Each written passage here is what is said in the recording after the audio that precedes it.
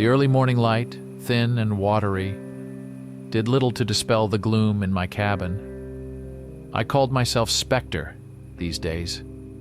It stuck, like a burr under the saddle from some forgotten skirmish in a land far away. My real name didn't matter much anymore. What mattered was the ritual. The precise, methodical ballet of preparation that had become the only constant in a life defined by the monstrous and the unexplained. The smell of Hoppa's No. 9 gun oil was a comfort, a familiar tang that cut through the damp scent of pine and stale coffee. My hands, calloused and scarred, moved with practiced ease over the cold steel of my automatic rifle, checking the action, ensuring the custom silver-tipped rounds were loaded into the magazine with the specific click I had come to trust. I poured myself another cup of coffee, black as pitch, and sat at my kitchen table, the well-worn surface of the wood scarred by years of use, much like myself. The cabin, nestled deep in the forgotten hollows of the Appalachian foothills, was my sanctuary, my purgatory. No family photos, no mementos of a life left behind. Just the weapons, the gear, the stacks of intelligence reports that detailed the world's quiet rot. Today's report lay open, a grim tapestry of horror woven from police blotters and hushed whispers from the kind of places polite society preferred to ignore. Northern Pennsylvania. The name itself felt heavy, laden with the weight of ancient forests and abandoned mines. For weeks, the reports had trickled in, then swelled into a torrent of escalating terror.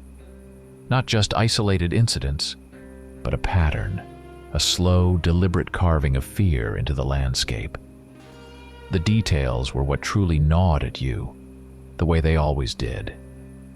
It wasn't just torn bodies, it was mauled. Something had toyed with them, flaying skin, breaking bones, leaving them as grotesque mockeries of human form. The cars not just crashed, but burnt-out hulks, lay miles off the logging roads, some hanging precariously over ravines, the metal still smelling faintly of ash and scorched flesh months later. Tourists, hunters, even a couple of farmers who had lived their entire lives within a 10-mile radius of their land, all gone. All that remained were smears of blood on moss-covered rocks, the occasional scrap of denim or flannel, and the chilling silence where the usual sounds of the forest should have been. The local authorities, bless their clueless hearts, were a farce. Wild animal attacks, they'd declare, even as the bodies defied any known predator. A bear could tear a man, sure, but a bear didn't eviscerate a family of 4 and then meticulously arrange their organs around a campfire ring. A bear didn't leave strange clawed symbols carved into the bark of ancient oaks.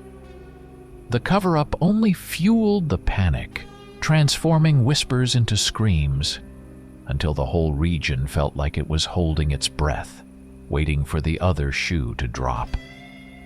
The call had come late last night, a single encrypted burst that vibrated my cell phone like a living thing. Briefing, 0600 hours, standard coordinates. It meant Pennsylvania. It meant the Guardians were needed. My team, what was left of it. We weren't called Guardians officially. That was just a wry joke that had taken root years ago. We were just people who did the dirty work, the things that went bump in the night and left a body count.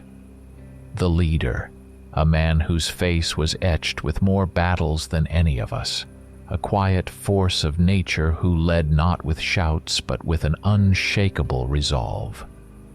Tracker, a lean, wiry Native American from the reservations of the desert Southwest, whose instincts in the wild were more reliable than any satellite feed.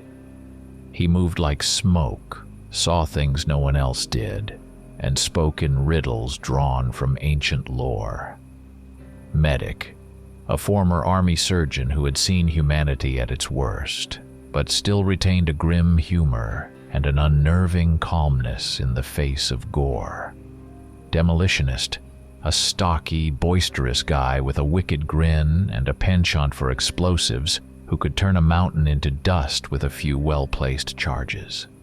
And Sniper, a woman of ice and steel whose eyes, when peering through a scope, found a fly on a gnat at 1,000 yards. Each a veteran, each scarred, each carrying their own quiet demons. The briefing room was, as usual, a cold, windowless box, illuminated by the harsh glow of overhead fluorescence. A projector hummed, casting gruesome images onto the screen. The mangled remains of a deer, impossibly twisted. A photograph of a burnt-out sport utility vehicle, its driver's seat melted into a grotesque slag. And then the human victims, so shocking I still felt the cold creep up my spine. The leader's voice was gravelly, devoid of emotion, as he laid out the facts. Standard protocols aren't working. Local agencies are overwhelmed, covering their asses. The pattern is escalating. He played an audio clip. Static at first, then a low growl, deeper than any animal I'd ever heard, followed by a sickening, wet, tearing sound, and then a primal, chilling scream that cut off abruptly. The air in the room grew heavy, thick with unspoken dread. Survivors, the leader continued, are rare, and their accounts inconsistent. He clicked to a new slide, crude drawings based on eyewitness testimony, shadowy figures, impossibly fast with glowing eyes. Native American lore speaks of skinwalkers and wendigo in these woods, ancient malevolent spirits shifting forms, driven by insatiable hunger. It wasn't just animals. Everyone in that room knew it. The very mention of those names sent a shiver through the group, a recognition of something far more ancient and dangerous than mere beasts. Preparation was more than just physical. It was mental, a constant battle against the creeping tendrils of doubt and despair. I led the team through a series of psychological drills, not to test their resolve, but to fortify it. We ran through scenarios, rehearsed tactics against impossible odds, all in the sterile, soundproofed confines of our underground base, a place hidden so deep in the wilderness that not even the satellites could find it. We checked our gear again. Silver rounds, each bullet painstakingly cast and polished. Handheld ultrasonic emitters. Their silent hum acted as a deterrent. Flamethrowers, heavy and unwieldy, but effective against anything that bled and burned. The scent of ozone mingled with gun oil and human sweat. This enemy, I knew, attacked not just the body but the mind, seeking to break the spirit before ever laying a claw. That evening, a somber meal. Steak and potatoes, cooked over an open fire pit outside the base, the smoke carrying the scent of pine and burning wood. No one joked much. Medic, usually a fount of dark humor, was quiet, meticulously cleaning his scalpels. Demolitionist stared into the flames, a rare silence about him. Sniper, ever stoic, sharpened her already razor-sharp hunting knife with a whetstone. The metallic scrape the only sound for a long while. I found myself rereading old letters, faded ink on yellowed paper, from a life that felt like another man's dream. A wife, a child. A normal existence I had walked away from, choosing this brutal, thankless war instead. There was no prayer for me, not really. Just a quiet plea to the dark god, that we would see the dawn again. 2 armored sport utility vehicles, black and menacing, cut through the night. Headlights speared through the oppressive darkness of the Pennsylvania forests, illuminating the narrow, winding dirt roads. The trees, ancient and gnarled, pressed in close, their branches forming a dense canopy that swallowed the feeble light of the moon. The air grew heavy, damp, smelling of rich earth and decaying leaves. Every creak of the suspension, every crunch of gravel beneath the tires, amplified in the suffocating silence. It wasn't just the quiet of nature. It was a profound, watchful stillness. The forest itself held its breath. I sat shotgun, my hand resting on my rifle, the cold steel a reassuring weight. My instincts, honed over years of battling the unseen, screamed that this wasn't just another pack of monsters. This was something older, something with roots deep in the bedrock of the earth, something that had been waiting. And we, like fools, were walking right into its maw. The armored sport utility vehicles were eventually abandoned, tucked away in a dense thicket of spruce trees some 5 miles from our projected target zone. Even with their reinforced plating and run-flat tires, pushing them deeper into the untamed wilderness of northern Pennsylvania was an unnecessary risk. From here on, it was on foot. The drones, silent and unseen, had already confirmed our suspicions. Infrared scans showed cold spots where warm-blooded animals should have been, vast stretches of forest devoid of deer, squirrel, even insects. There were flickers too, fleeting blips on the thermal imager that moved with impossible speed, too large for any normal creature, too indistinct for anything human. They were anomalies, specters in the machine. The air grew heavier with each step, thick with the smell of damp earth and decay, a scent that clung to the air like a shroud. My 70-pound pack felt like a mountain on my shoulders, each piece of gear a calculated necessity, from the silver-coated rounds in my pockets to the miniature flamethrower strapped to my back. The humidity was oppressive, a physical presence that seeped into my bones. It was early afternoon, but the dense canopy of ancient hemlocks and pines allowed only slivers of weak, sickly light to penetrate, bathing the forest floor in a perpetual twilight. Every rustle of leaves, every snap of a twig, felt like a deliberate sound, a silent chorus of observation. The forest was watching us, I had no doubt. Tracker, moving effortlessly ahead of the main group, suddenly raised a hand, freezing us in place. He knelt, his eyes scanning the mossy ground. "Here," he murmured, his voice a low rumble. "Not wolf, not bear." He pointed to a series of prints, impossibly deep, pressed into the soft earth. They were roughly bipedal, but the splayed toes and elongated claw-like marks at the end of each digit spoke of something monstrous. Each print was easily 12 inches long, deep enough to indicate an immense weight. Heavy, too heavy. The tracks led us to an old farmhouse, its paint peeling like sunburnt skin, its porch sagging like a broken back.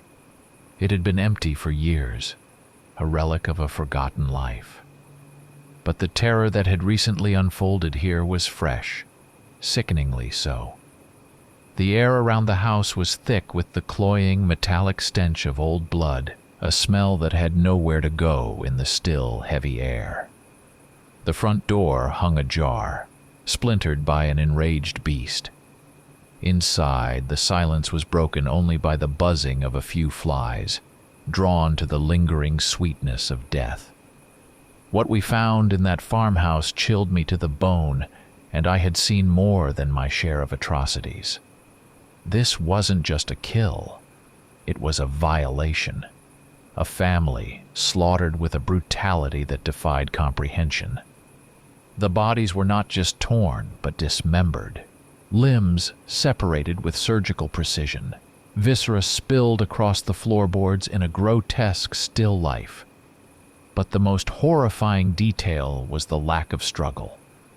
No overturned furniture, no signs of a desperate fight. Just bodies, frozen in their final terror-stricken moments, their eyes wide and empty. It wasn't an attack. It was an execution. Medic, his face a mask of grim determination, knelt beside one of the victims. The wounds, they're too clean, too precise for an animal.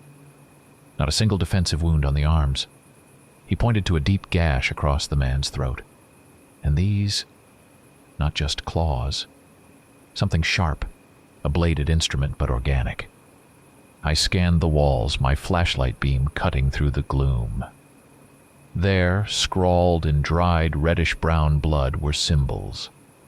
Crude, primal, yet undeniably deliberate. They formed jagged teeth, ancient pictograms of monstrous figures, repeated in an unsettling pattern. It wasn't just a lair, it was a canvas for something unspeakable. Sniper, moving with her usual quiet efficiency, found a cluster of spent rifle and shotgun casings near a shattered window. A desperate last stand. They put up a fight, she said, her voice flat. Didn't do any good. The irony hung heavy in the air. These people, armed to the teeth, had been helpless against whatever walked these woods. The tracks continued, leading us away from the farmhouse, deeper into the encroaching shadows. They brought us, inevitably, to the heart of the blight, an abandoned coal settlement, swallowed by time and the encroaching forest. Fog clung to the hollows, swirling around the skeletons of crumbling houses, their windows like empty eyesores staring out into the gloom. Rusty mining equipment lay half buried in the undergrowth. A broken conveyor belt, a corroded mine cart flipped on its side, a skeletal head frame silhouetted against the perpetually overcast sky. The air here was heavy with the smell of mold and decay, a truly oppressive weight that felt like it was trying to crush the life out of us.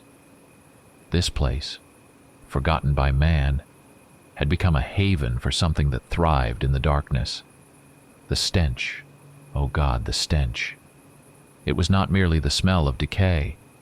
It was a complex, multi-layered assault on the senses. The sharp, metallic tang of blood, thick and sweet, mingled with the heavy, cloying odor of putrefaction, the sickly sweet smell of rotting meat. It clung to the air, seeped into our clothes, filled our mouths with a bitter taste. But there was something else beneath it, a subtle, earthy smell of damp soil and something ancient, something that had been buried for centuries and had stirred. On the decaying walls of the houses, on the warped wooden doors, dried rivulets of blood formed strange, artistic patterns, swirls and arcs that hinted at a dreadful purpose beyond mere carnage. It felt like a ritualistic abattoir, a place of sacrifice. The tension in the air was a physical thing, like a tightening wire around my chest. Even the most seasoned members of my team, men and women who had faced down horrors that would drive lesser mortals mad, were visibly on edge. Tracker's eyes darted constantly, his ears twitching, straining to catch every sound. Demolitionist's usual boisterous grin was gone, replaced by a grim set to his jaw. Paranoia began to play tricks on my own vision. Shadows in my peripheral sight shifted and writhed, morphing into monstrous shapes before my eyes could quite focus. Distant sounds, low moans and guttural growls echoed from the depths of the abandoned settlement, carried on the damp air, bouncing off the old decaying buildings, drawing us in like a siren's song. We approached one of the houses, a two-story structure that, oddly, was more intact than the others. Its windows were mostly unbroken, its front door merely ajar, not splintered. Tracker hesitated, a low growl rumbling in his throat. "No," he whispered, a warning in his voice. "It's too quiet." But it was already too late. A faint, almost imperceptible hiss of air.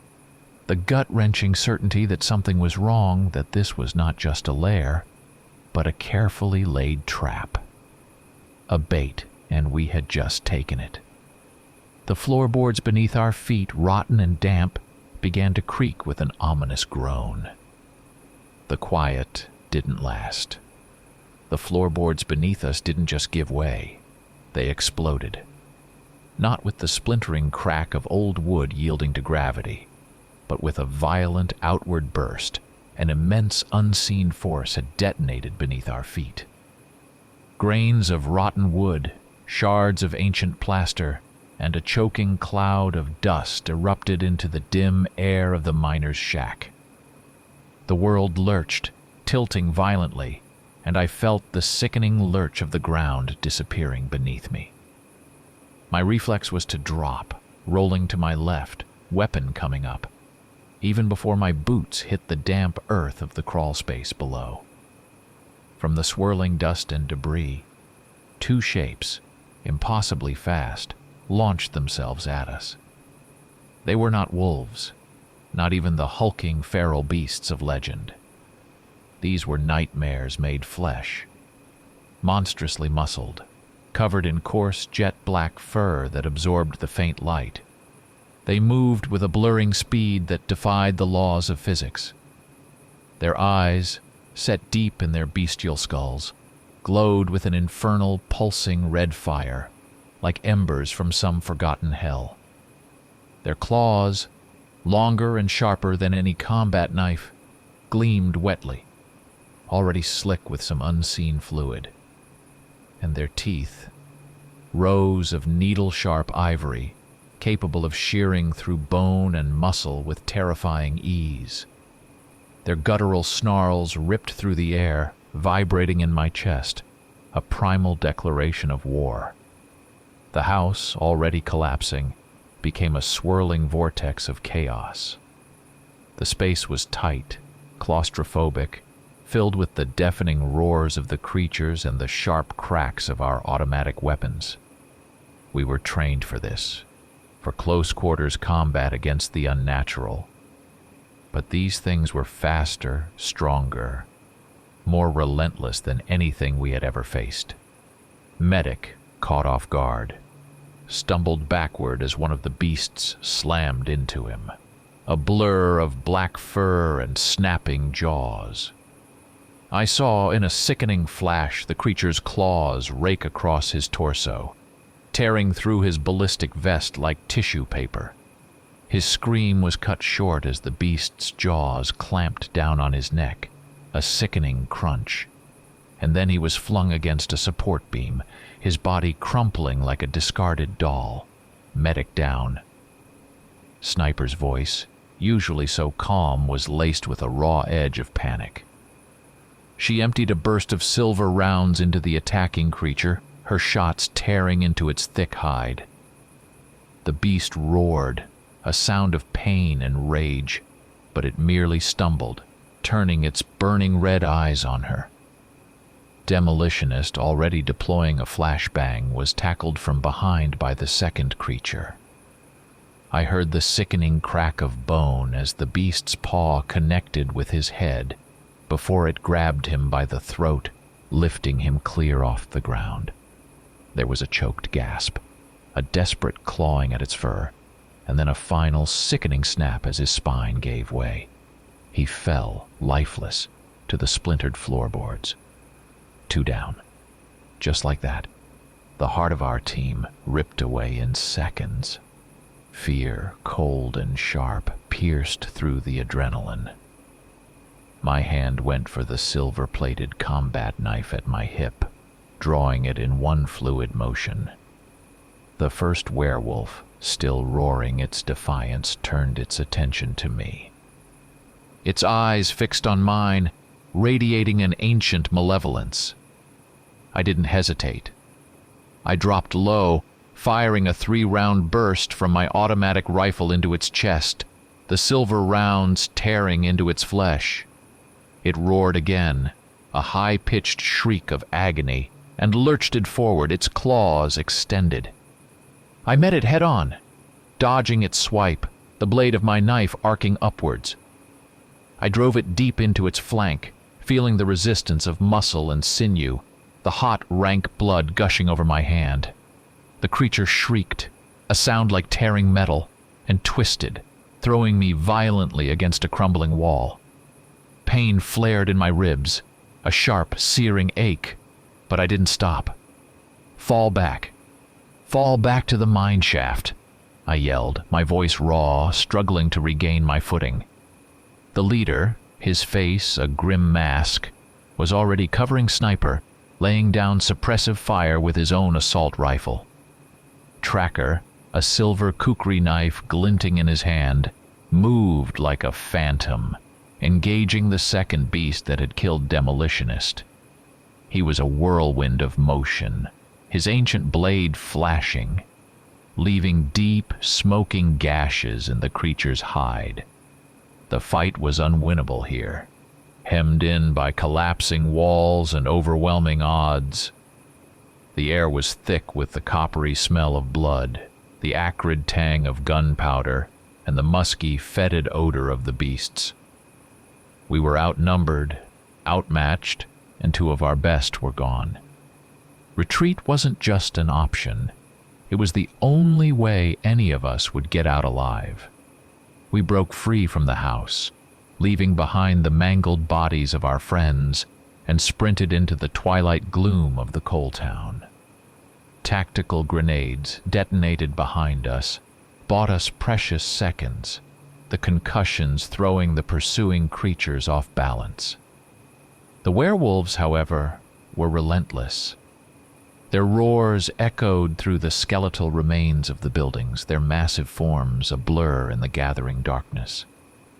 We could hear them behind us, gaining ground, their heavy thuds shaking the very earth. They're hurting us. Tracker gasped as he dodged a falling timber beam, his breath ragged. He was right. Every turn we took, every alley we ducked into, funneled us in a single direction, towards the dark, looming maw of the old coal mine at the edge of the settlement. The light from our flashlights danced wildly, illuminating fleeting glimpses of the pursuing horrors, glowing red eyes, impossibly sharp teeth, black fur matted with blood. This wasn't a random chase. It was a premeditated drive, a funnel into a deeper, darker trap. The entrance to the mine was a gaping, black maw carved into the side of the mountain, a portal to an unknown, subterranean world. The air grew colder as we approached, thick with the smell of damp earth and something else, something metallic and ancient.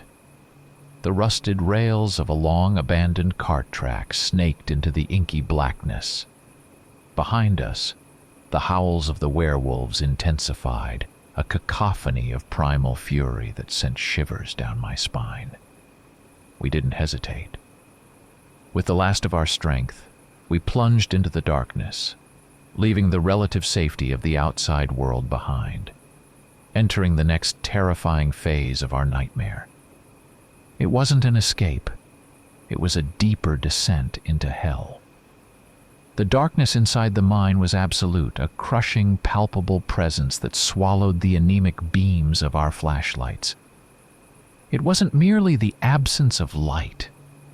It was an oppressive, ancient gloom that absorbed all sound, all warmth, all hope.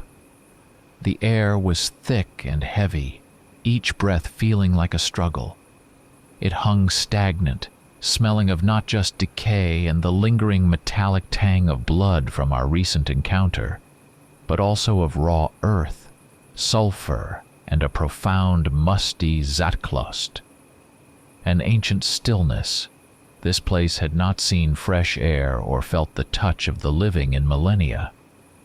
All I could hear was the frantic thump of my own heart against my ribs, the rasp of my breath in the suffocating black, and the strained gasps of Tracker and Sniper beside me. claustrophobia, a familiar demon from my military days in underground bunkers, clawed at the edges of my sanity. This wasn't just a simple tunnel. As we moved deeper, our lights began to pick out the contours of a sprawling, labyrinthine network. It was a complex system of ancient twisting galleries, some clearly man-made, shored up by rotten, splintered timbers, but many more natural, vast, cathedral-like grottos carved by water and time, their ceilings soaring into unseen heights. I had studied maps of these old Pennsylvania coal mines, their intricate spider webs of tunnels. But this place felt different, infinitely older, its passages winding with an organic, unnatural logic that defied human engineering. The walls, uneven and slick with moisture, shifted and writhed in the dancing light, their surfaces stained with mineral deposits that glinted like malevolent eyes. Then we saw them. Not just a few, not a dozen, but dozens upon dozens. In one of the larger caverns, our flashlight beams cut through the gloom, revealing a horrifying spectacle. Scores of glowing red eyes, like a field of malevolent stars, emerged from the darkness. They belonged to the creatures, the werewolves, not merely hiding, but living here. Their bodies pressed together in the subterranean gloom. They didn't immediately charge. Instead, they watched us, their guttural growls a low, continuous rumble that vibrated through the rock.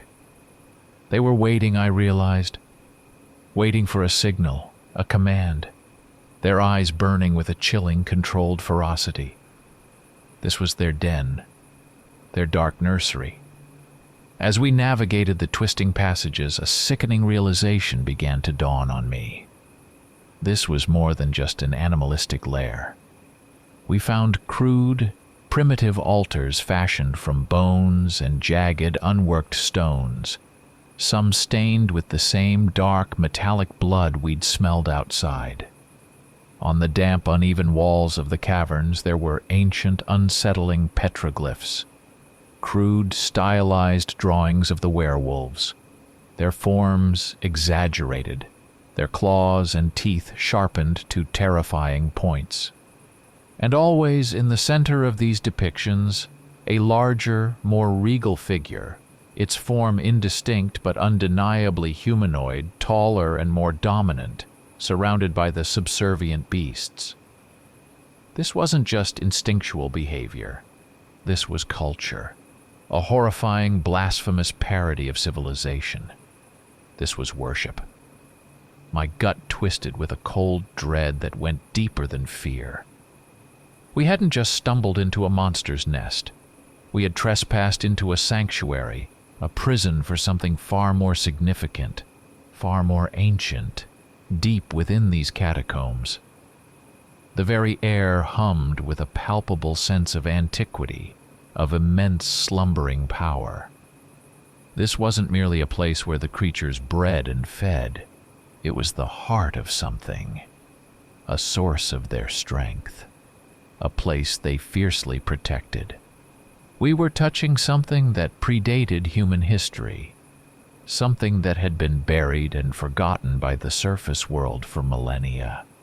"We need to bring this down," I rasped, my voice hoarse, the words echoing unnervingly in the vast cavern. The thought of demolitionist, his boisterous laugh and his intimate knowledge of explosives, twisted in my gut. He knew exactly where to place the charges, how to ensure maximum collapse. But he was gone. I, however, had enough basic knowledge, a foundational understanding honed by years of combat demolitions training, not the specialized expertise of our fallen demolitionist, to get the job done. I still had 4 satchel charges, each packed with enough high-grade plastic explosive to level a small building. The plan was simple, brutal. Collapse the mine, bury the nest, bury the ancient evil residing here. once and for all. It was our only option, the only way to ensure this horror didn't spread to the world above. Tracker and sniper would cover me, laying down fire, keeping the creatures at bay while I set the charges. The tension became a living entity, squeezing the air from my lungs. As I moved to the key structural points, my hands shaking only slightly, the strangest thing happened. The low growls of the werewolves, which had been a constant, oppressive thrum, slowly, unnaturally faded into a complete, absolute silence. Not a single snarl, not a single movement. The dozens of glowing red eyes in the darkness froze, fixed on us, unblinking, unmoving. Even the subtle echo of our heavy breathing vanished, absorbed by the profound quiet. The temperature plummeted, a sudden, unnatural drop that felt like ice in my veins, despite the exertion of my movements. The cold was a living thing, seeping into my bones, stealing the warmth from my skin. And then, one by one, the beams of our flashlights began to flicker. Their light dimming, weakening, something drew the energy from them. A soft, almost imperceptible thump, and then another. They died one after another, leaving us in a darkness so absolute, so complete, that it felt like a physical weight pressing down on my eyeballs. We were blind. We were alone, and something was coming. The final death of our flashlights wasn't just a simple electrical failure. It was an extinguishing, a deliberate negation of light. An unseen hand reached out and simply unmade it. The darkness that descended upon us was not the familiar, comforting darkness of a moonless night, but a profound, absolute void. A smothering blanket that pressed in from all sides. It was so dense, so complete, that the air itself felt heavy, viscous, like breathing in liquid tar. It stole our vision, our sense of direction, our very ability to orient ourselves in the vast subterranean chamber. We were blind, helpless, and utterly at the mercy of the ancient evil that now moved in the oppressive gloom. And then it appeared, not materialized with a flash or a dramatic entrance, but simply was. It emerged from the heart of that impenetrable blackness, a deeper, more profound shadow, coalescing from the very fabric of the suffocating dark. Its movements were slow, impossibly fluid, less like walking and more like a specter gliding across the floor, frictionless and without effort. The silhouette it cast against the preternatural gloom was perfect, almost artistic in its terrible symmetry, yet it radiated an aura of unspeakable horror that made my blood run cold. It was tall, taller than any man, and impossibly slender, yet conveyed an immense power. As it drifted closer, the faint residual light that still clung to the periphery of my vision allowed me to glimpse details that twisted my gut into knots. Its eyes were the first thing that truly registered, even in the near-total darkness. They were black, not just dark, but utterly devoid of sclera or iris, perfect obsidian pools that reflected nothing, absorbed everything. They were ancient, emotionless, fathomless wells of malice that saw not us, but merely obstacles. Its skin was pale, almost translucent, stretched taut over sharp cheekbones, and a narrow, aristocratic jaw. Beneath the surface, I could make out a faint network of thin, blue veins, like a delicate map of death. Its hands, long and impossibly elegant, ended in fingers tipped with claws that were not merely sharp, but black as obsidian, glinting wetly. It wore clothing of an archaic cut, a heavy velvet-like surcoat and cloak, perfectly preserved, its fabric dark as spilled ink, lending it an air of terrible majesty, a predatory grace that spoke of centuries, millennia of power. A faint, almost imperceptible chill, far colder than the mine air, emanated from its very being, a frigid aura that seeped into my bones and made my teeth chatter. The sight of it, this thing of perfect, terrible beauty, sent a paralyzing wave of terror through my entire being. This wasn't the animalistic fear I felt when facing the snarling, bloodthirsty werewolves. This was an existential dread, a terror that reached into the deepest recesses of my soul and froze it solid. My mind, trained for combat, for survival, for logic, screamed in protest, desperately trying to categorize, to rationalize, to find some familiar frame of reference for this impossible vision. But there was none. My well-honed instincts, usually screaming for action, were muted, overwhelmed by a primeval horror that rendered me utterly immobile, a deer caught in the headlights of a nightmare. Tracker, usually so stoic, let out a strangled gasp, his dark eyes wide with unadulterated fear. Sniper, her hand frozen on the grip of her rifle, had forgotten how to breathe. Then it spoke. Its voice, a low, melodic baritone, echoed through the vast caverns, each syllable resonating with an unholy power that vibrated in the very stones around us. It was chillingly calm, imbued with the weight of centuries, a whisper from the depths of forgotten time, yet it filled the space with an undeniable authority. "You have come a long way, little insects," it said, the words slithering through the darkness like cold smoke. "To trespass where you do not belong, to disturb my children." The revelation hit me like a physical blow. His children, the werewolves. They were not merely a pack, an unfortunate outbreak. They were his creations, his property.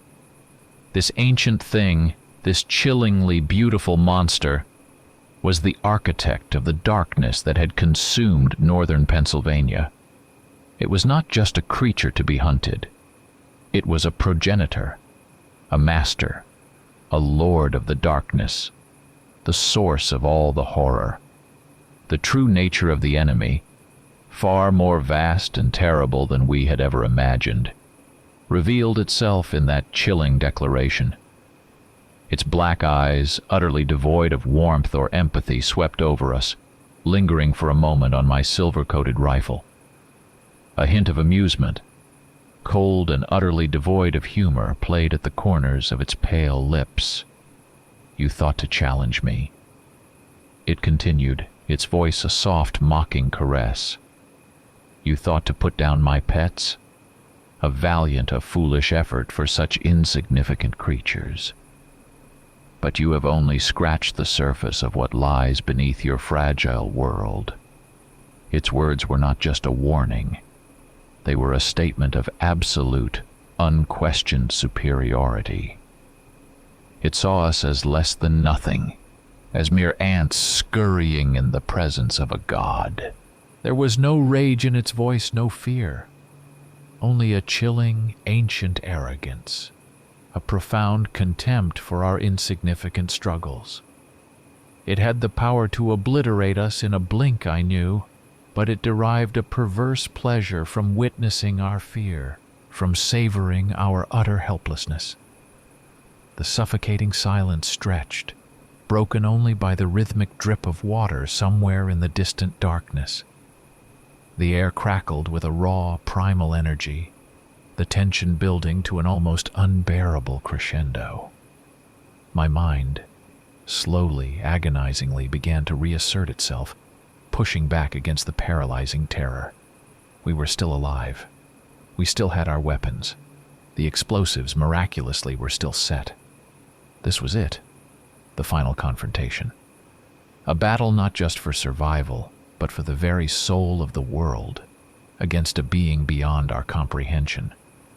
Our silver rounds, our flamethrowers, our desperate, fragile hope, all of it hung precariously in the balance against this lord of blood and shadow. The ancient creature didn't need to shout, didn't need to gesture. A silent command, an imperceptible shift in the oppressive aura it radiated, rippled through the hundreds of glowing red eyes that filled the caverns.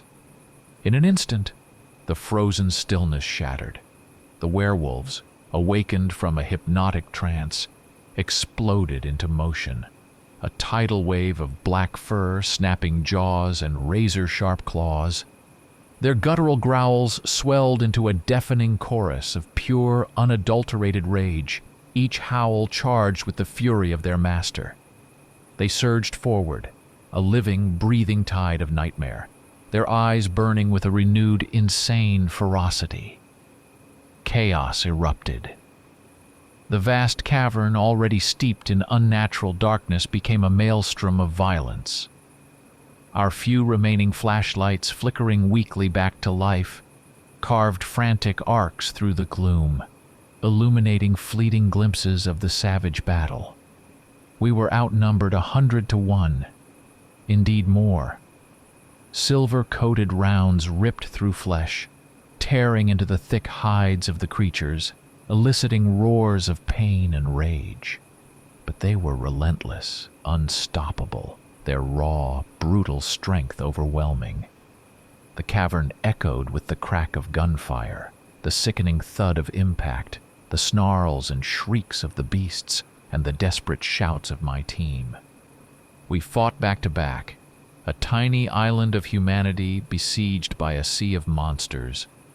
Tracker was a whirling dervish of primal fury, his silver kukri a blur, leaving smoking trails in the air as he carved through the thick hides of the attacking creatures.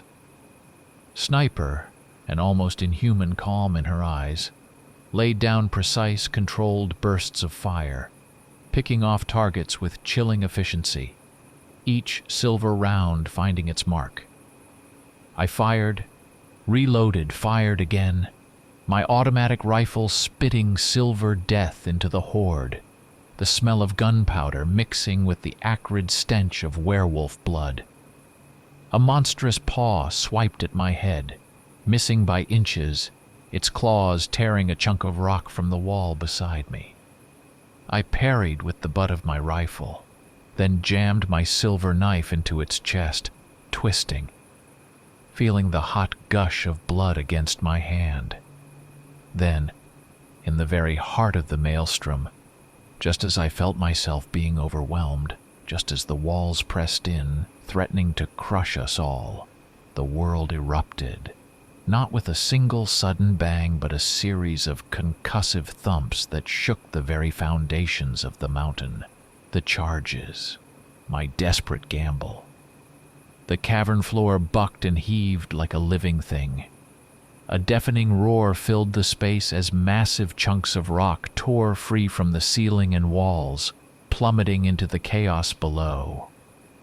Dust, thick and choking, billowed upwards, illuminated by flashes of sparks as ancient electrical conduits snapped and frayed.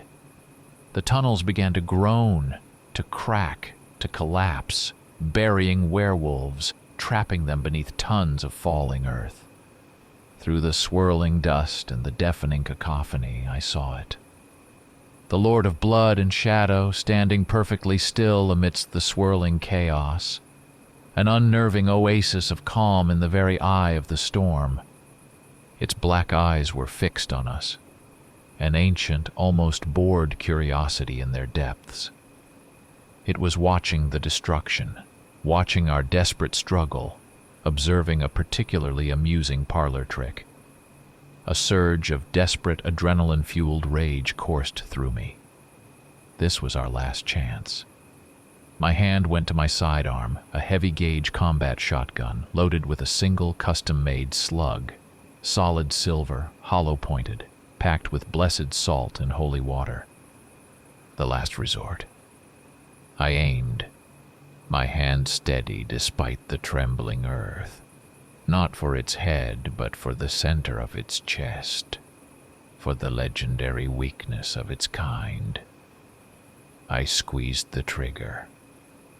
The shotgun roared, the kick slamming against my shoulder, and the silver projectile, trailing a faint blue glow, streaked through the dust and chaos, a tiny spear of hope. It struck true. A sickening, wet thud. There was no scream, no theatrical collapse. The Lord of Blood and Shadow merely twitched, a slight, almost imperceptible ripple through its impossibly elegant frame. Its head tilted slowly, its black, sclerolous eyes finding mine through the gloom. And then, a slow, deliberate smile began to spread across its pale, translucent lips. A smile of ancient, profound amusement. A smile that was infinitely more terrifying than any roar of rage. It wasn't a smile of pain, or even surprise. It was the smile of an entity for whom a shotgun slug, even one of pure silver, was nothing more than a minor annoyance, a flea bite. An interesting sensation. It had felt the impact, yes, but it was utterly unharmed. After that horrifying, dismissive smile, it didn't retreat, didn't flee, didn't even turn. It simply dissolved, not vanished in a puff of smoke, not teleported with a flash. It simply thinned, diffused like a ripple in dark water, and then was gone. Dissipated into the absolute darkness it commanded. Silent, instantaneous, leaving behind only a profound, soul-searing cold, and an even deeper sense of utter despair. Its disappearance was not a defeat. It was a final, horrifying demonstration of its unfathomable power, a chilling pronouncement of its invincibility. The tunnels groaned, the mountain shuddered, the ground continued to heave beneath our feet. The air was thick with dust and the acrid stench of ozone. Out. Now. The leader's voice, raw with desperation, cut through the din. The werewolves, maddened by the collapse, redoubled their efforts, their roars now infused with a desperate, trapped fury. We had seconds, indeed less. With every last ounce of strength, battered, bruised, and bleeding, we clawed our way through the rapidly crumbling passages. Rocks rained down around us, splintered timbers crashed, and the earth groaned like a dying beast. We fought off the last, desperate lunges of the trapped creatures, our hearts hammering against our ribs, the fear of being buried alive, a searing brand in our minds. Every step was agony, every breath a desperate fight for air, as we stumbled, scrambled, and clawed our way towards the faint, distant promise of light. The leader, his voice still raw with desperation, was engulfed by a sudden, massive collapse of rock and splintered timber just yards from the exit, his final command to out. Now. Tragically swallowed by the mountain's roar. There was no time to react, only to keep moving. The last few yards were a blur of motion, a desperate gasping crawl through increasingly constricted passages. My lungs burned, each breath a searing agony. My ribs throbbed where the werewolf had thrown me against the wall, a deep ache that felt like fire. Our flashlights had long since been smashed or lost in the chaos, leaving us in a near-total blackout, illuminated only by the frantic sparks that flew from grinding rocks and the faint, almost imperceptible slivers of gray light filtering through the rapidly closing exit.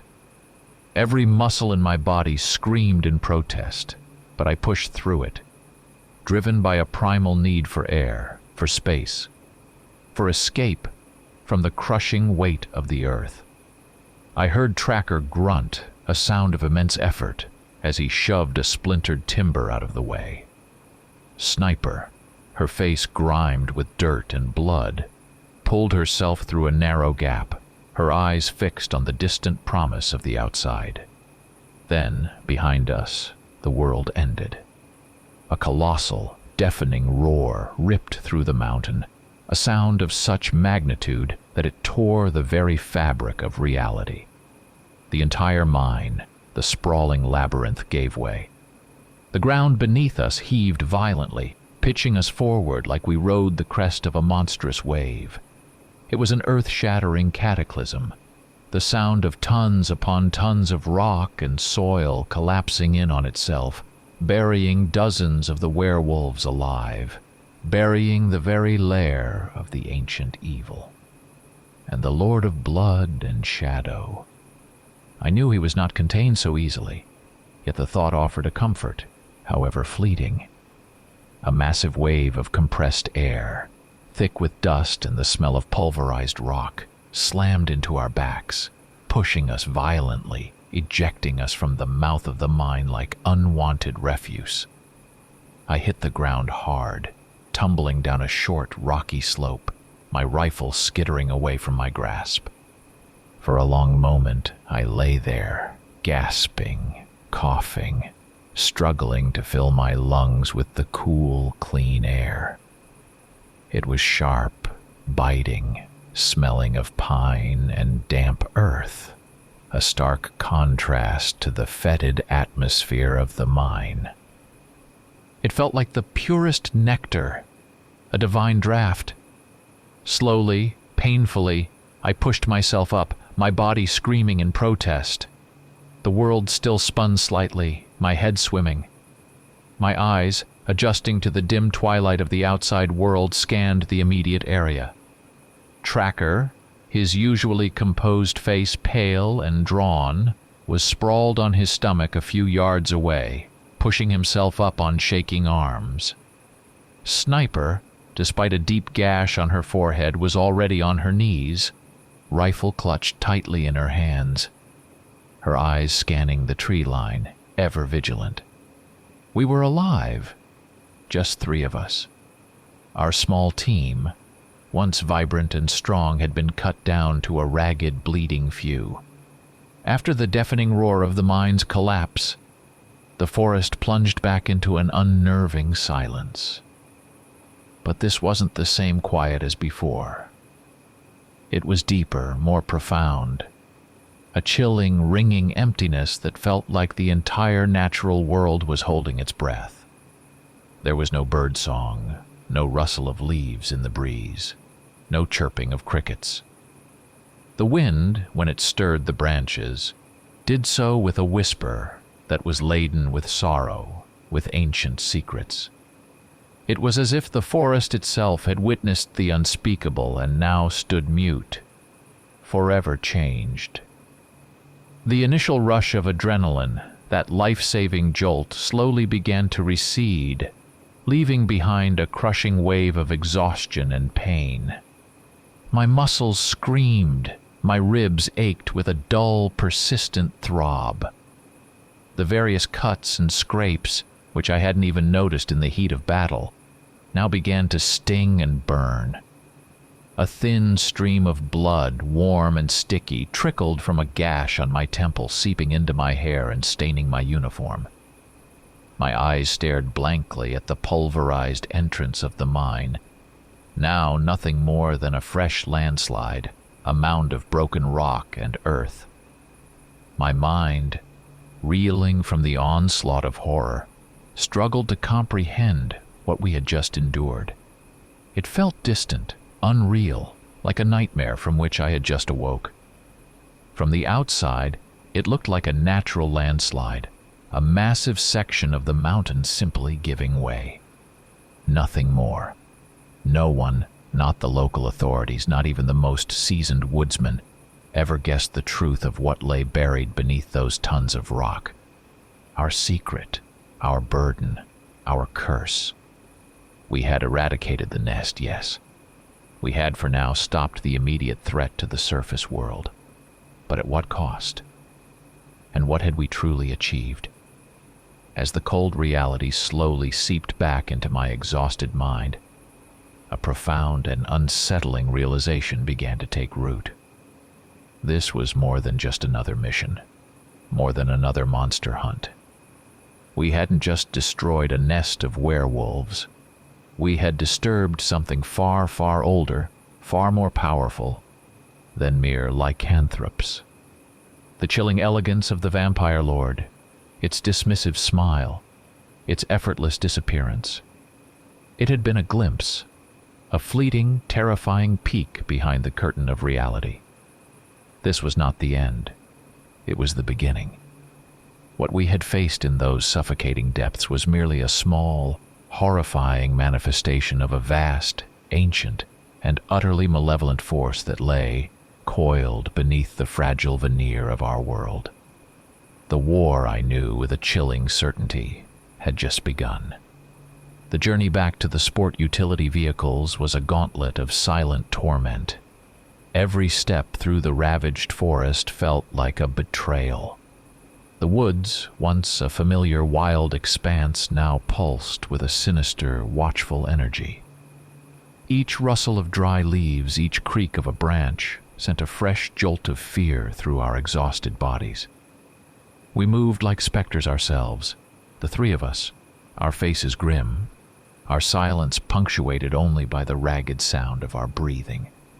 My mind replayed the horrors of the mine, the sickening crunch of bone, the inhuman snarls, the black, fathomless eyes of the vampire lord. It was a loop of terror, branded into my brain. Sniper, ever pragmatic despite her own obvious injuries, took charge of our wounds once we reached the vehicles. Her first aid kit, usually reserved for bullet grazes and sprains, was put to gruesome use. She cleaned my ripped uniform, exposing the deep gashes on my ribs and shoulder, where the werewolf's claws had torn through flesh and muscle. The wounds weren't normal. They festered, raw and inflamed, with a dark purplish hue around the edges. A burning, itching pain pulsed deep within them, a persistent throb that felt less like a simple injury and more like a subtle poison seeping into my system. Tracker's arm, where a claw had raked him, showed similar discoloration. It was a chilling reminder of the creature's supernatural nature, a subtle corruption seeping into our very being, a mark that hinted at a deeper, more insidious connection to the darkness we had faced. We treated them as best we could, applying antiseptic and sterile dressings. But the nagging certainty that these were no ordinary wounds, no normal infection, hung heavy in the air. We reached the secret base just before dawn, the concrete bunker feeling like a mausoleum after the raw, primeval terror of the mine. A detailed, encrypted report was sent to our curator, a shadowy figure known only as the Overseer. I sat in a sterile interrogation room, the air recycled and cool, struggling to put into words the unspeakable reality we had witnessed. The werewolves were one thing, but the vampire. I tried to describe the absolute darkness, the impossible grace, the ancient predatory intellect, the chilling dismissive smile. My words felt hollow, inadequate, unable to convey the true mind-bending horror of it all. The Overseer, his face impassive, listened with an unnerving stillness, his eyes dark and knowing, betraying a flicker of understanding that no one else had. It was the look of someone who had heard such tales before, not merely intellectually, but with the grim recognition of a truth long known, a truth he had perhaps faced himself in some forgotten battle against the ancient darkness. He didn't question my sanity, which in itself was more unsettling than had he done so. The official cover story relayed to the media and local authorities was exactly what I had predicted, a devastating series of bear attacks, culminating in a massive landslide that had tragically claimed several lives, including those of a team of environmental consultants. The lies tasted bitter, but they were necessary. When I tried to articulate the truth, even to other hunters, other guardians, a wall of skepticism met me. Some looked at me with thinly veiled doubt, their eyes flicking away, clearly questioning my mental state. Others, those who had never faced such an ancient, powerful entity, simply shrank from the implications, terrified by a reality that defied all their previous understanding of the monstrous. They were comfortable with lycanthropes, with specters, with ghouls. But a lord of darkness, a creator? That was too much. We had salvaged a few pieces of evidence from the mine entrance before the full collapse, shards of bone, impossibly dense and discolored, bearing strange, almost surgical-looking marks. Vials of dried blood, deep crimson, which defied all attempts at genetic analysis, refusing to yield a human or animal origin. And one of the flat, dark stones from the altars, with the crude, etched figures of the werewolves and the taller central entity still visible. The scientific team at the base, normally so adept at dissecting the anomalies we brought back, were stumped. Their instruments registered bizarre energy signatures. Their microscopes revealed cellular structures unlike anything known to biology. The stone radiated a faint, cold hum, and touching it sent a shiver straight to the bone. Sleep offered no refuge. The nightmares came, vivid and relentless. Black, sclerolous eyes stared out from the darkness. A slow, horrifying smile spread across pale lips, and the screams of medic and demolitionist echoed in the confined spaces of my dreams. I would jolt awake in a cold sweat, my heart hammering against my ribs, the scent of rot and old blood thick in my imagination. The battle in the mine had ended, yes, but the war, I knew with a chilling certainty, had just begun. This wasn't just a localized problem.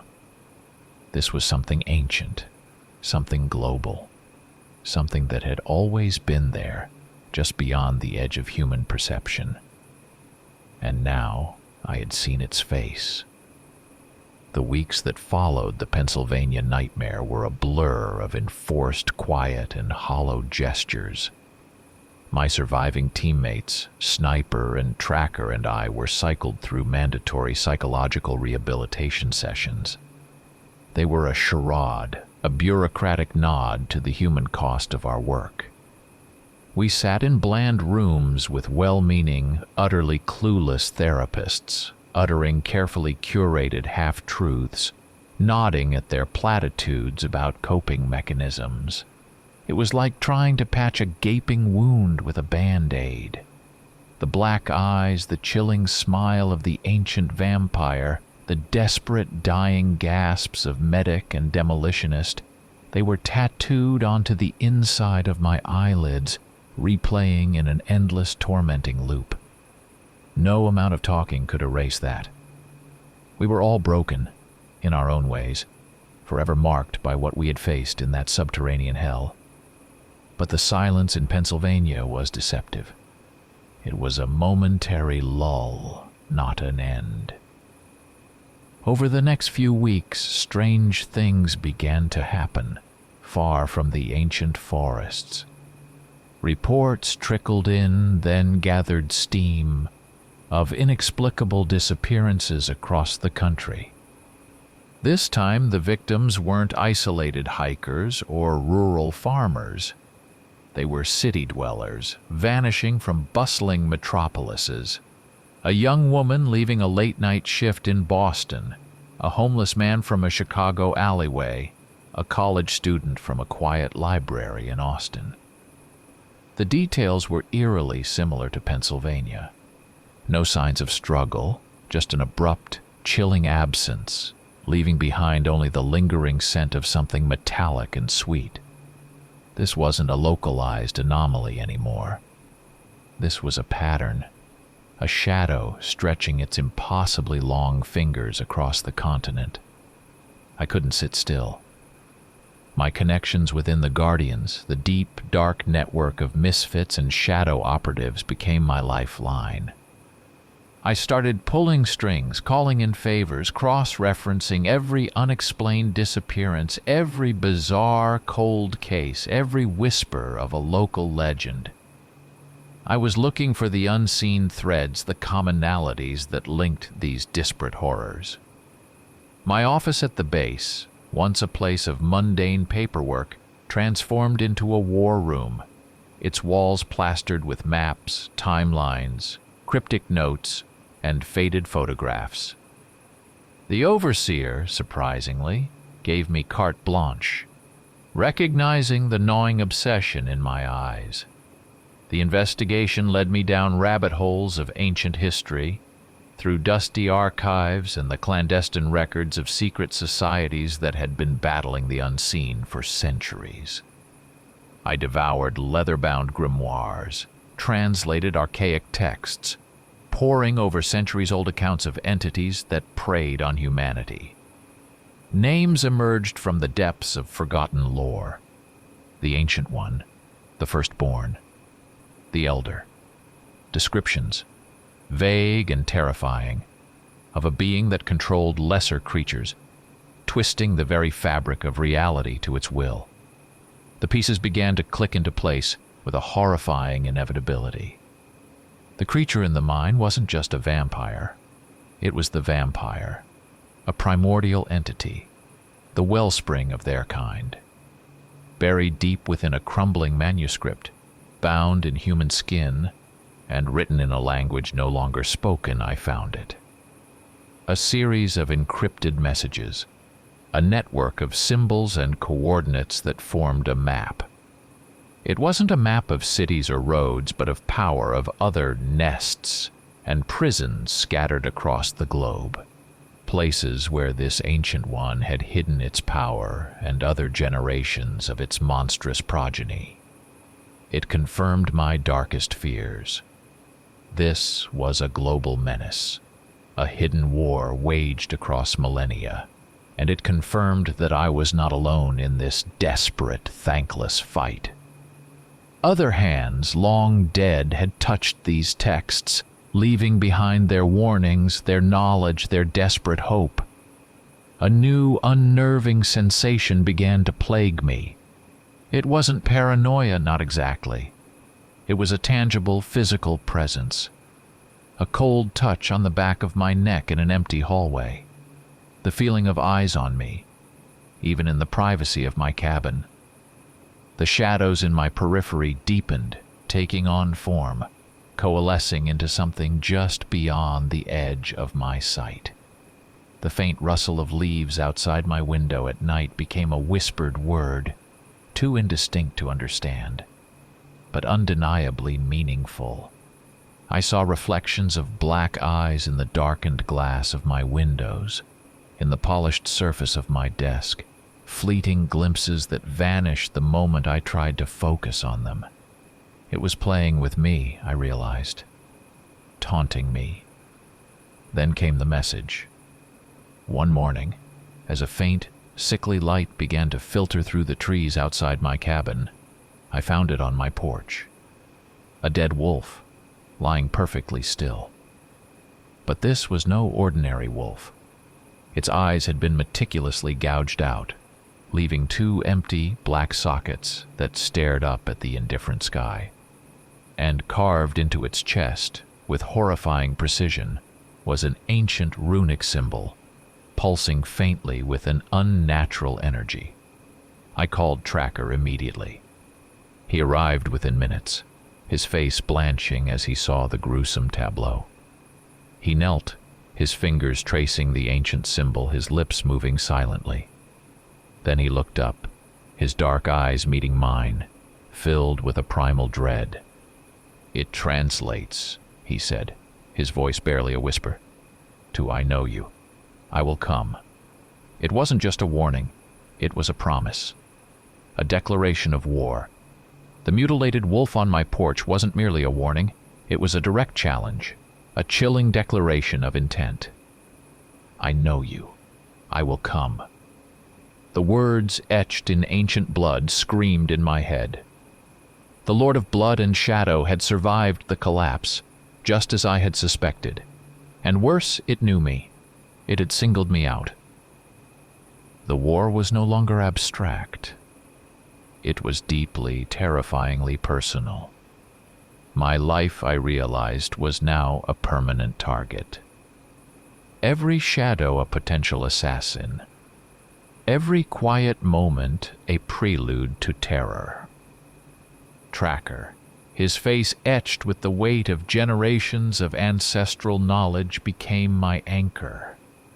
He spent days in his cabin, surrounded by smoldering sage and chanting low, guttural words in a language as old as the mountains themselves. He sought connection not with the creature, but with the ancient spirits, the unseen protectors, the patrons of his people who had fought similar darknesses long before the pale-faced invaders arrived. He spoke of visions, of tangled roots of evil that ran deeper than the earth, of echoes of power resonating through the ley lines of the land. His rituals, often dark and unsettling in themselves, offered glimmers of insight, scraps of knowledge about the true nature of this elder evil. Sniper, a woman of few words and profound action, channeled her trauma into a cold, lethal focus. The loss of medic and demolitionist had forged a new steel in her already formidable resolve. She spent hours on the range, a solitary figure against the dawn sky, her rifle cracking with relentless precision. She wasn't just practicing, she was innovating. Her workshop became a crucible of experimentation, silver alloys mixed with rare earth metals, new bullet designs, incendiary rounds infused with blessed salts. She was preparing for a singular purpose, to kill what could not be killed. Her quiet intensity was a grim comfort. I knew with a certainty that settled deep in my bones that I could not face this alone. The Guardians, as an organization, were too slow, too bureaucratic, too bound by their existing paradigms. This enemy required a different approach, a specialized scalpel, not a blunt instrument. I began to discreetly reach out, using my knowledge of the underworld of our unique profession. I sought out the outcasts, the mavericks, the ones who had seen too much, been broken too many times to ever fit back into normal society. They were the ones who believed my insane tale because they too had glimpsed the edges of the abyss. A former exorcist haunted by a failed rite, a tech wizard who saw patterns in the digital static of the world, a historian obsessed with occult artifacts. They were damaged, dangerous, and had nothing left to lose. They were my new squad. The ancient scrolls, unearthed from forgotten libraries and hidden caches, revealed the existence of powerful artifacts, relics capable of harming, even destroying, beings like the Lord of Blood and Shadow. Not just silver, but specific talismans, blessed blades, vials of potent, ancient anointing oils. These weren't easily acquired. They were scattered across the globe, hidden in forgotten tombs, guarded by fanatical cults, or languishing in the collections of unwitting billionaires. Our new mission, alongside preparing for direct confrontation, became a frantic global scavenger hunt, a race against time to gather these ancient weapons before the vampire could complete the dark ritual it planned. My years of military intelligence, honed by countless unconventional missions, served me well. The vampire was ancient, but it operated in the modern world. We began to track its indirect manifestations, sudden, untraceable financial transactions flowing through shell corporations, whispers of burgeoning cults forming in the shadows of major cities, new patterns in the disappearances of those vulnerable, forgotten souls who wouldn't be missed. It wasn't just random predation, it was a cold, calculating influence, a subtle manipulation of the levers of power and the raw material of human fear. The tech wizard on our team, a gaunt man named Silas, dove into the deep web, hunting for digital breadcrumbs, finding encrypted chatter, identifying potential targets and proxies. The atmosphere around us grew thick with paranoia. The vampire was playing a game, a psychological war designed to break us before the physical battle even began. Our communications, however encrypted, felt compromised. Our plans, whispered in secure rooms, felt exposed to an unseen listener. Every single step, every decision, every movement had to be meticulously scrutinized, every contingency planned, because the chilling certainty remained. He knew. He was watching. He was waiting. And soon, he would come. The maps, salvaged from crumbling archives and coded into the ancient scrolls, were not geographic in the modern sense. They were maps of power, of ley lines and nexus points, of places where the veil between worlds was thin. We spread them across the reinforced steel table in our operations room, tracing patterns with laser pointers, cross-referencing them with the growing tally of disappearances, the spread of the cult activity. The vampire, we realized, was not restricted to ancient ruins or forgotten forests. Its influence stretched into the pulsing heart of megacities, using their anonymity and the density of human life as a cloak, a feeding ground, a breeding incubator for its dark designs. Ancient ruins, yes, but also the abandoned subway tunnels beneath New York, the forgotten catacombs beneath Rome, the silent power plants in the American Southwest. Its reach was global, its hunger insatiable. The Cold War intensified. Our encounters with the vampire's thralls escalated from whispered threats to overt skirmishes. These weren't just the feral, mindless werewolves we'd met in Pennsylvania. The vampire had other servants. Humans, twisted and corrupted, fanatically devoted. Their eyes devoid of soul, their bodies unnaturally strong. They were cultists, infiltrators, soldiers in the vampire's silent army. These skirmishes were brutal, testing the cohesion and mettle of my new, untested squad. In a darkened warehouse on the docks of Baltimore, we faced down a squad of these human thralls, their skin pale, their movements unnervingly precise, their strength far beyond human. We lost a man, a young, idealistic recruit, to their chilling, silent attack.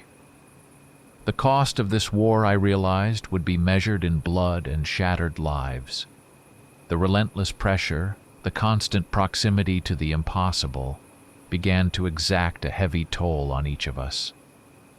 I retreated further into myself, a self-imposed exile from any semblance of normal human connection. The outside world, with its trivial concerns and mundane dramas, felt distant, irrelevant. Sniper, already a woman of sharp edges, became even more withdrawn, her focus a steel trap, her emotions cauterized. She spent her off hours cleaning her arsenal, each click and scrape a rhythmic mantra against the encroaching darkness. Tracker, immersed in his ancient rituals, ventured deeper into the spiritual plane, risking his own sanity, the line between this world and the next blurring dangerously for him. He came back from his meditations with wild eyes, muttering about shadowed entities and the hungry whispers of the void. Our detective work, a meticulous unraveling of ancient prophecies and modern intelligence, led to a chilling revelation. The vampire was not merely feeding, not just gathering its strength. It was preparing for a ritual, an ancient, earth-shattering rite, one that would grant it unimaginable power and opened gates to dimensions of pure darkness. This explained its methodical gathering of werewolves, its creation of human thralls, the strategic placement of its power points. It was building towards a crescendo, a final act of blasphemy that would irrevocably alter the balance of power, unleashing an era of true, eternal night upon the world. The urgency of our mission, already acute, now became a desperate, heart-pounding race against a terrifying deadline. Our training regimen, already brutal, was intensified to the breaking point. We went beyond conventional combat, exploring every obscure legend, every forgotten countermeasure.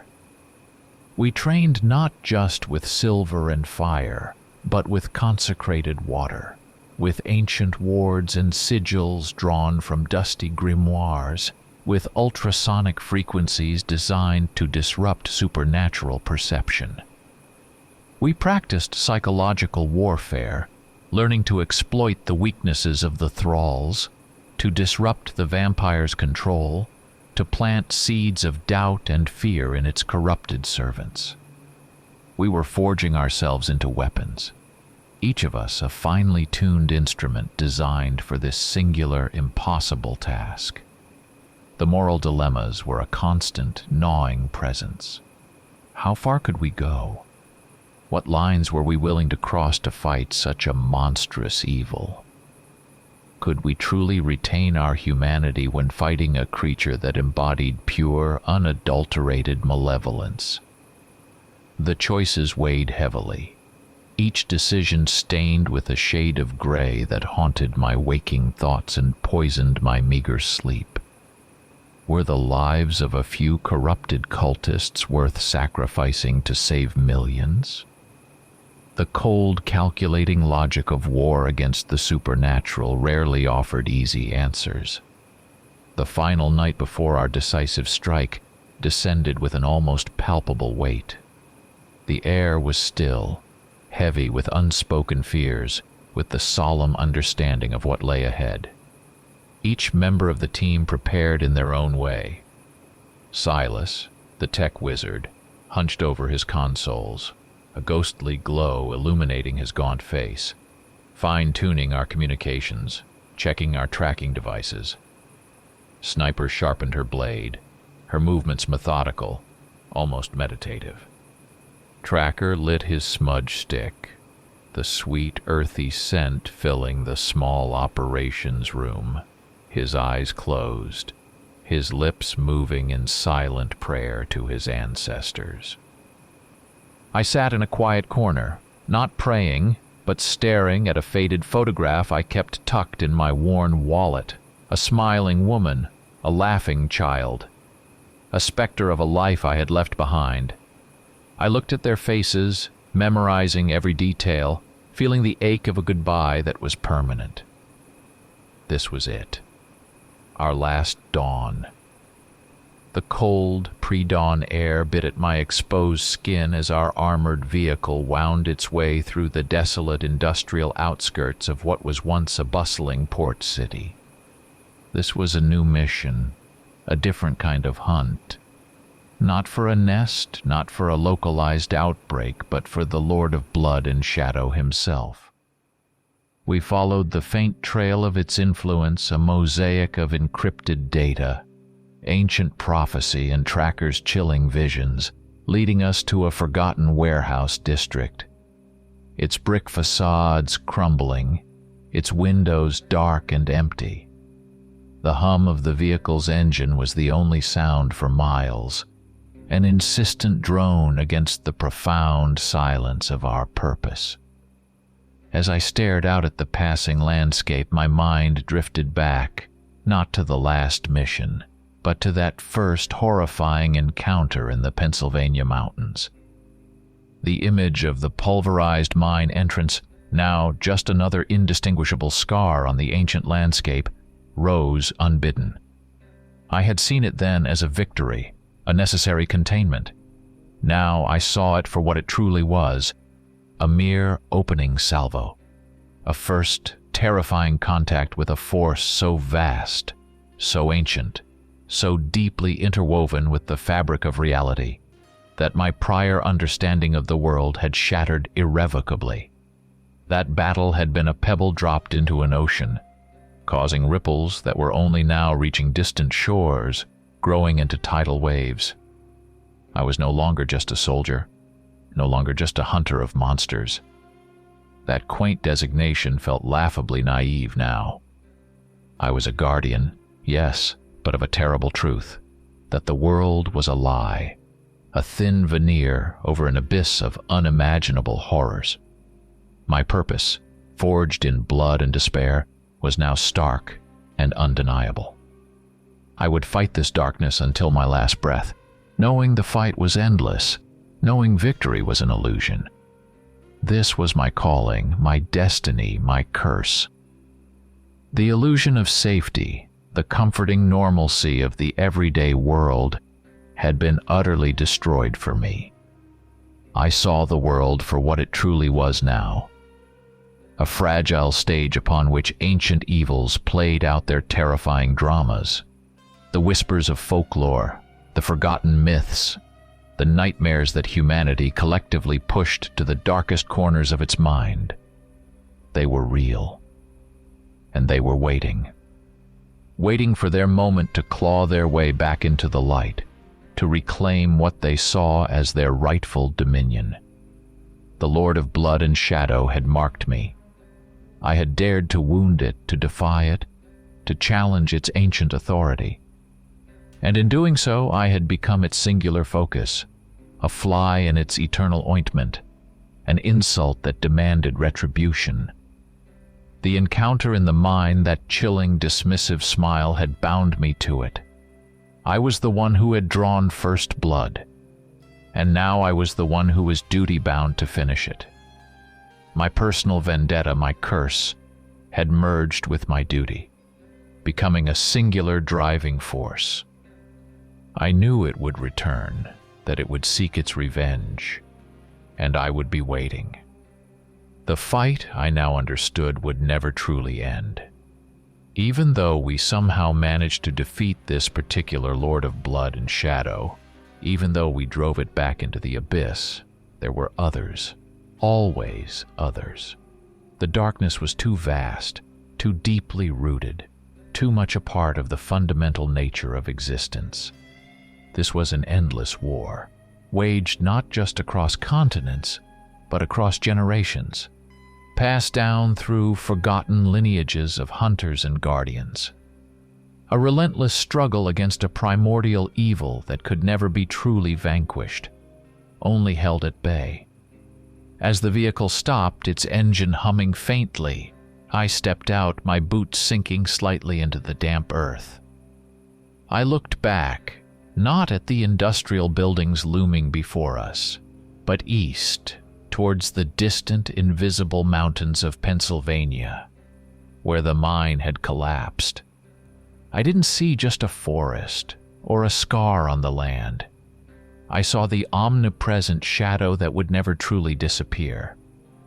I heard the faint echoing pulse of ancient blood, a terrible timeless rhythm that would follow me, haunt me, and drive me until the very end. This was not the end of my story, but merely the true beginning of my personal, unending battle.